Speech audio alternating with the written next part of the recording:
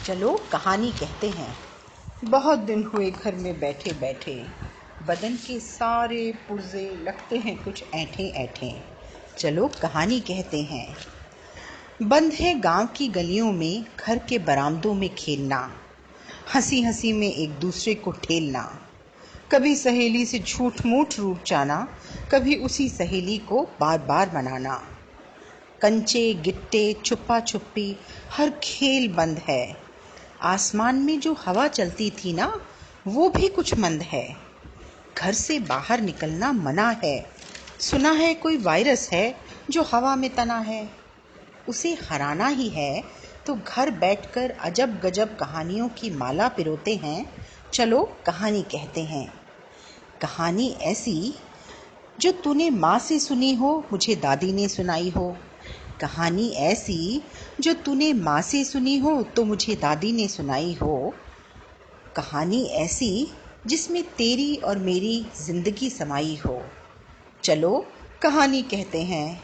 बहुत दिन हुए घर में बैठे बैठे, बदन के सारे पुर्जे लगते हैं कुछ ऐंठे ऐंठे।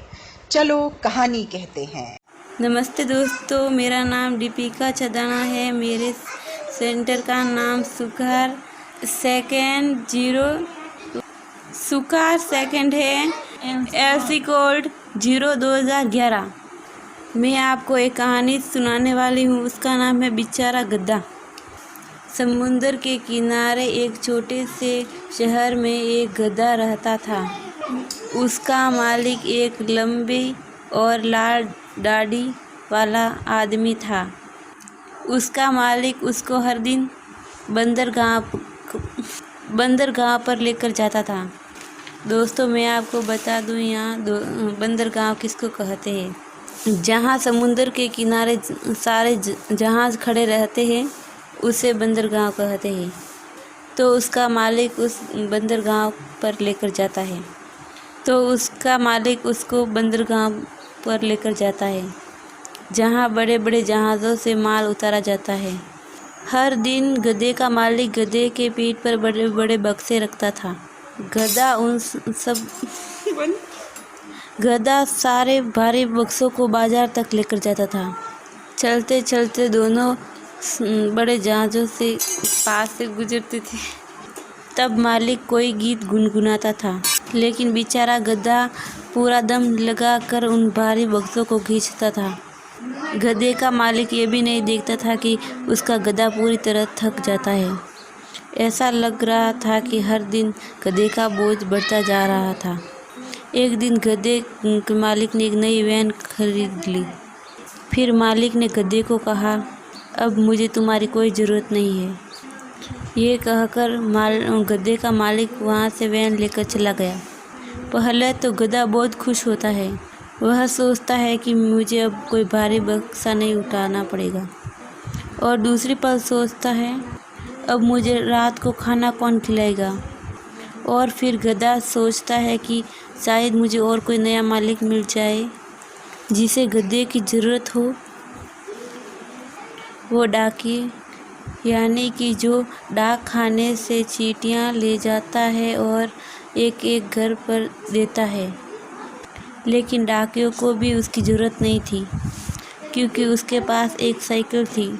फिर गधा पुलिसमैन के पास गया, लेकिन उसको भी गधे की ज़रूरत नहीं थी, क्योंकि उसके पास एक तेज़ रफ्तार की पुलिस कार थी। फिर गधा किसान के पास गया, उसको भी उसकी ज़रूरत नहीं थी, क्योंकि उसके पास एक ट्रैक्टर था। किसी को भी गधे की ज़रूरत नहीं थी। बेचारा गधा दिन भर बीच सड़क पर भटकता रहा। फिर अंत में समुद्र के किनारे उसको बच्चों की भीड़ दिखाई दी।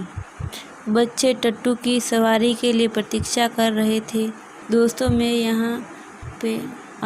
यहाँ पे आपको बता दूँ, टट्टू एक घोड़ा है, लेकिन भीड़ के कारण बच्चों को बहुत देर तक इंतज़ार करना पड़ता है। इंतज़ार करते करते बच्चे ऊब गए थे। फिर उस घोड़े का मालिक बोला, आओ मेरी मदद करो। गधे ने तुरंत उसकी मदद की और बच्चों को एक मज़ेदार सवारी कराई। बच्चों को इस बात से कोई फर्क नहीं पड़ता कि वो गधे की सवारी कर रहे या घोड़े की। फिर सभी बच्चे गधे के पास इकट्ठा हो गए और उसे थपथपाया और मिठाई खिलाई।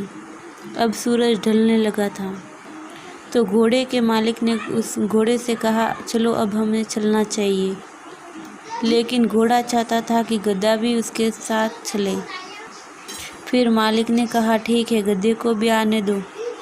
फिर घर जाकर गधे ने नाक की रोशनी में बंदरगाह को देखा और सोचा कि पुराने मालिक की वैन खराब हो गई होगी तो और फिर से उसे भारी बक्से उठाने पड़ेंगे। ये कहानी यहाँ पर ही समाप्त होती है। इस कहानी से हमें ये शिक्षा मिलती है कि आजकल के लोगों को जानवरों से भी ज़्यादा नए ज़माने के साधन का ज़्यादा उपयोग करते हैं। जैसे गधे को किसी को भी ज़रूरत नहीं थी, उनके पास नए ज़माने के साधन थे, ट्रैक्टर, वैन आदि। तो हमें किसी को भी छोटा या बड़ा नहीं समझना चाहिए। धन्यवाद।